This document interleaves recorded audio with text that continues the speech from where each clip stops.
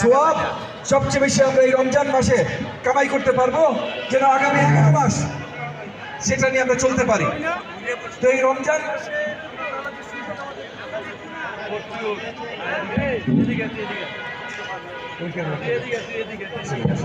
এখন এসছে ঠিক যে সুযোগ আমরা পেয়েছি, এই যে এখন বেঁচে রয়েছে, আগে ভালোভাবে শোনাচ্ছি, যে সুযোগ আমরা এই রমজান মাসে পেয়েছি সেই সুযোগের সদ্ব্যবহার করাটা অত্যন্ত গুরুত্বপূর্ণ। এই যে আমরা একত্রিত সবাই ইফতার করতে এসেছি, এরপর আমরা একত্রিত নামাজে বের হয়ে যাব, রাতে সেহরি।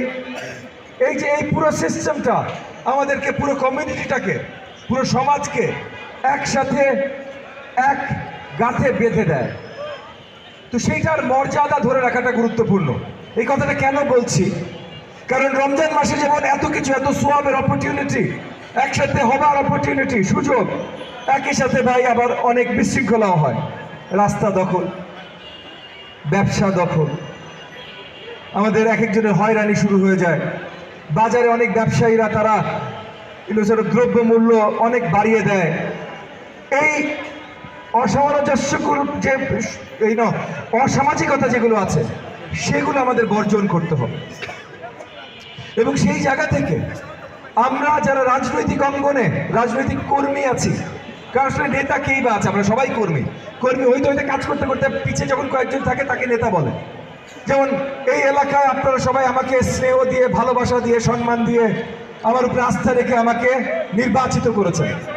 আপনারা বলতেই পারেন আমাকে নেতা নির্বাচিত করেছেন, আপনারা বলতেই পারেন আপনাদের সেবক নির্বাচিত করেছেন, বাট আমার আসল পরিচয় তো ভাই আমি রাজনৈতিক কর্মী, আমি আপনাদের জন্য কাজ করি, কর্মী। এবং এখানে যাদের রাজনৈতিক পরিচয় আছে সে যেই দলের হোক, এই যে আমাদের নির্বাচনে, গত ত্রয়োদশ জাতীয় নির্বাচনে ঢাকা 13 এলাকা থেকে যারা যারা নির্বাচনে অংশগ্রহণ করেছিলেন তাদের সবাইকে আজকে আমরা এখানে ইফতারে দাওয়াত জানিয়েছি। ট্রাক মার্কার আমাদের নির্বাচন প্রার্থী এখানে আছেন, ভাই আপনাকে অসংখ্য ধন্যবাদ। আমার ভাই ডক্টর ফাহাদ আছেন, আপনি কোন মার্কায় ছিলেন যেন ভাই?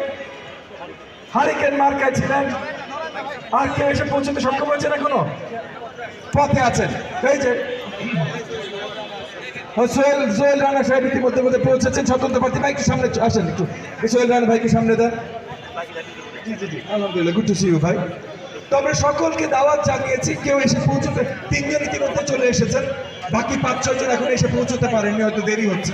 কারণ এখানে রাস্তার অবস্থা আমরা সবাই বুঝি, আমি নিজে একটু আস্তে আস্তে একটু দেরি হয়ে গেছে। তো আমি আশা রাখছি তারা সবাই এসে পৌঁছবেন। আজকে সুন্দরভাবে, কিছুদিন আগে আমরা